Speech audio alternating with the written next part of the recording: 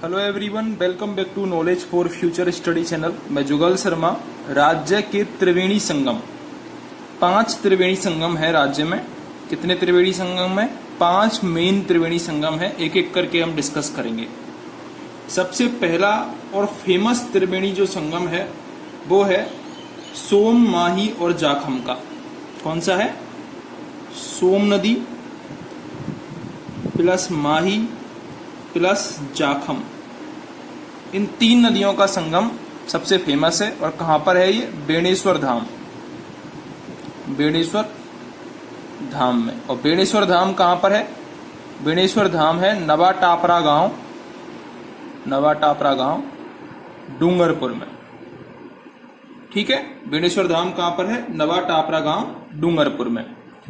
क्यों फेमस है? क्योंकि यहां पर संत मावजी ने निष्कलंकी संप्रदाय चलाया। इसके अलावा खंडित शिवलिंग की यहां पर पूजा होती है। खंडित शिवलिंग की पूजा होती है। बेणेश्वर धाम एक टापू है जो कि इन 3 नदियों के पानी से घिर जाता है। ठीक है, दूसरा देखते हैं। दूसरा जो त्रिवेणी संगम है वो है बनास, मेनाल और बेड़च का। बनास प्लस मेनाल प्लस बेड़च का। ठीक है, ये त्रिवेणी संगम कहां पर है? ये त्रिवेणी संगम है बींगोद भीलवाड़ा में, या फिर मेनाल भी जक्कर के जगह है। मेनाल या फिर बींगोद भीलवाड़ा में, भीलवाड़ा। ठीक है, ये दूसरा त्रिवेणी संगम है जो आपको याद रखना है। त्रिवेणी संगम पर क्वेश्चन अक्सर पूछे जाते रहते हैं, इसलिए मैं बता रहा हूं इनको। तीसरा जो त्रिवेणी संगम है वो है बनास, चंबल और सीप का। बनास, चंबल और सीप का। ये तीनों नदियां मिलती हैं रामेश्वर घाट नामक जगह पर।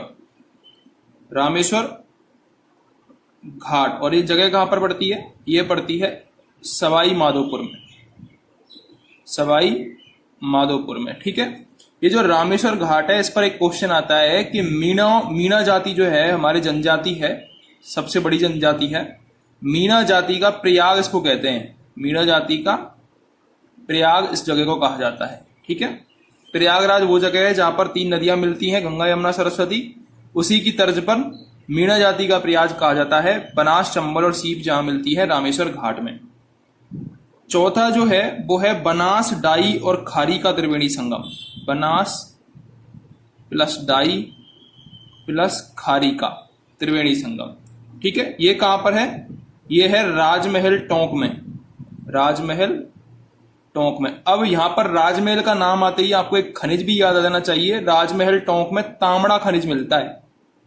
तांबड़ा खनिज, जिसे रक्तमणि भी कहते हैं, जिसे रक्तमणि भी कहते हैं, वो भी आपको याद रखना है। मैंने यही बता दिया है आपको। ठीक है, इसके अलावा एक है 5वां और लास्ट त्रिवेणी संगम है बांडी, मासी और बनास का।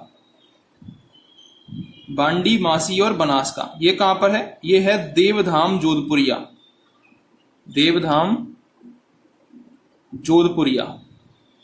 अब जोधपुरिया आ रहा है तो यूं मत समझ लेना कि जोधपुर में है, ये टोंक में है। ये देवधाम जोधपुरिया टोंक में, बांडी, मासी और बनास का। ये टोटल 5 त्रिवेणी संगम है जो कि आपको याद रखने हैं। ठीक है, अब मैं एक और टॉपिक यही इसी वीडियो में कवर कर देता हूं। अभ्यारण्य कौन कौन से हैं नदियों के आसपास? ठीक है, मोस्ट में बता देता हूं। सबसे पहला है राष्ट्रीय चंबल घड़ियाल अभ्यारण्य। राष्ट्रीय चंबल घड़ियाल अभ्यारण्य। तो नाम से पता चल रहा होगा किस नदी पर है? चंबल नदी पर है। ठीक है, दूसरा है जवाहर सागर अभ्यारण्य। जवाहर सागर अभ्यारण्य, ये भी किस नदी पर है? ये भी चंबल नदी पर ही है। जवाहर सागर डैम भी है चंबल नदी पर, आपको पता हो तो। 100 किलोमीटर में 3 बांध बनाए गए हैं राजस्थान में। कौन कौन से?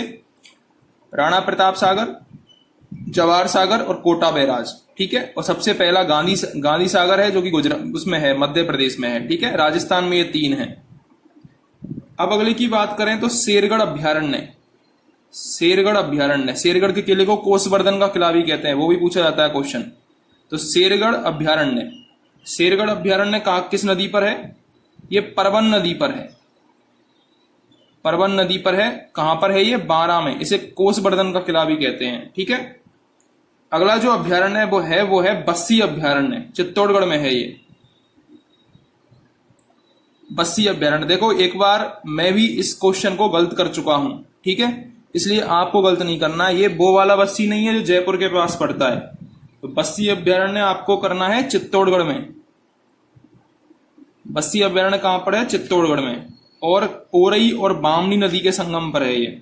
ओरई व बामनी नदी का उद्गम होता है यहां से। ओरई व बामनी नदी का उद्गम होता है इस अभ्यारण्य से, बस्सी अभ्यारण्य से। ठीक है। अगला है भैंसरोडगढ़ अभ्यारण्य।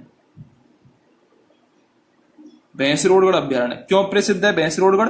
क्योंकि यहां से चंबल प्रवेश करती है और चूलिया जलप्रपात बनाती है। कौन सा जलप्रपात? लिख देता हूं ब्रैकेट में, याद रखना, चूलिया जलप्रपात।